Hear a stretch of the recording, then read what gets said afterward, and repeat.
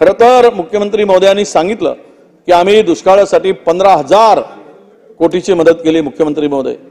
हा तुम्ही फार जोरात आणि एकदम छाती ठोकपणे सांगितलात, परंतु मी तुम्हाला सांगतो जून 2023 ते जून 2024 मी घेतलेले आकडे सुद्धा सरकारी आहेत अध्यक्ष महोदय।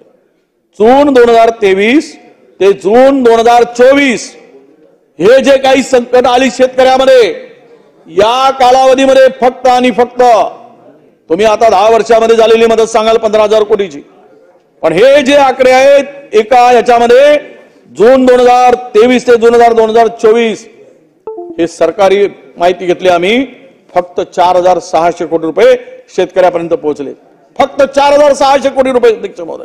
आणि आपण 15,000 कोटी रुपये दिल्याची सांगितली, हे मात्र हाच तुमचा खऱ्या अर्थानं फेक नेरेटिव्ह आहे का असं म्हणायला हरकत नाही अध्यक्ष महोदय।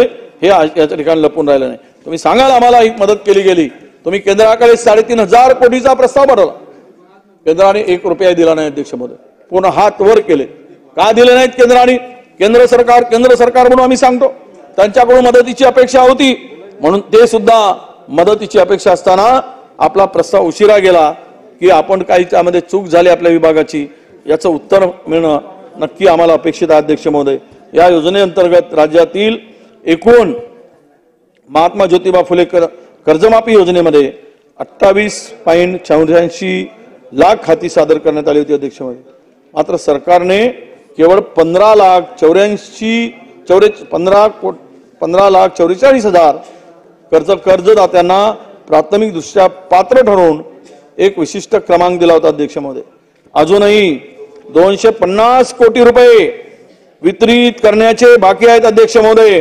ते पैसे त्वरित आपण या शेतकऱ्यांना आपण उपलब्ध करून दिले पाहिजेत।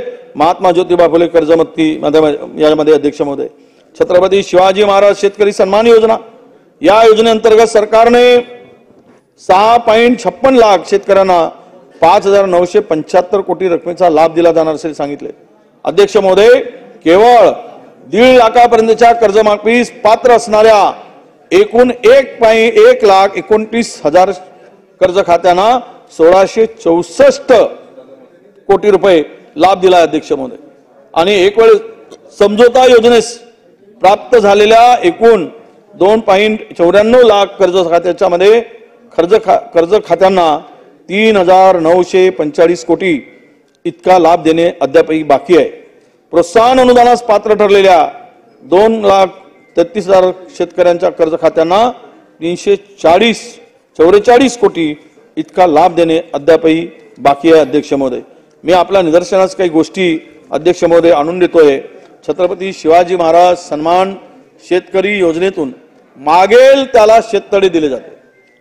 हिवाळी अधिवेशनात तुम्ही सांगितलं लॉटरी काढणार नाही, त्याप्रमाणे प्रत्येकाला मंजुरी पत्र दिलेत, पुन्हा काहींना स्थगिती दिली, त्यानंतर काय दिवे लावले हे राज्याला माहित आहे। शेडनेटसाठी 18,400 लोकांना तुम्ही पात्र केलं, अनुदानाचे पत्र 2,352 लोकांना फक्त दिले आणि प्रत्यक्ष लाभ 307 लोकांना झाला। खोदा पाड निकला चुवा ही परिस्थिती आणली। शेततळे अस्तरीकरण करण्यासाठी 250 कोटीची मागणी होती, 40,000 लोकांना तुम्ही निवडीचं पत्र दिलं आणि 7,500 लोकांना अनुदानाचं पत्र दिलं, पण प्रत्यक्ष 3,720 जणांना पेमेंट केले अध्यक्ष महोदय।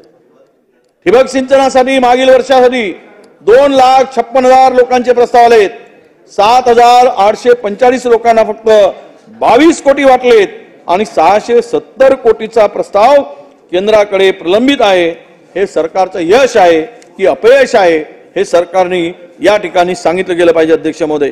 तुम्ही कांदा शेतकऱ्याला फसवलं, त्यांना सांगितलं गुजरातला एक वागणूक आणि आम्हाला सपत्न वागणूक, म्हणजे आमच्याकडच्या कांद्याला लाल कांद्याला निर्यातीसाठी परवानगी नाही आणि गुजरातमध्ये मात्र 2,000 टन पांढऱ्या कांद्याला निर्यातीची अधिसूचना मोदी सरकारने काढली, पण विदर्भ आणि उत्तर महाराष्ट्रामध्ये पांढऱ्या कांद्याचं उत्पादन करणाऱ्या शेतकऱ्यांना अजिबात निर्यातीची संधी सुद्धा दिली नाही अध्यक्ष महोदय।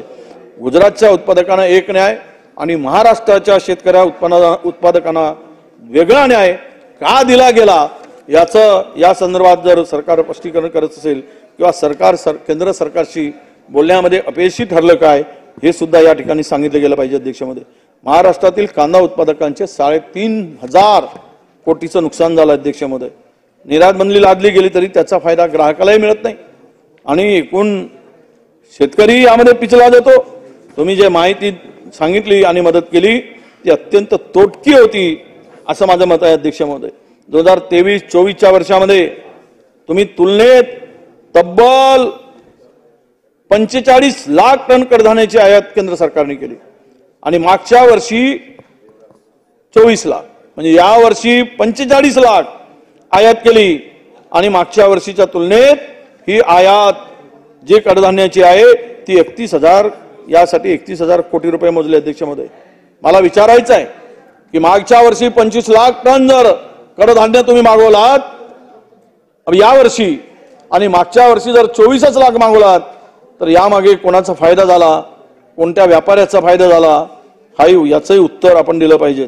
एवढी मोठी निर्यात आपल्या आयात जर करावं लागत असेल तर तुमच्या आत्मनिर्भर भारताची काय कल्पना आहे हे सुद्धा आपण ते घोषणा किती फोल आहे हेही आता या ठिकाणी सांगितलं पाहिजे अध्यक्ष.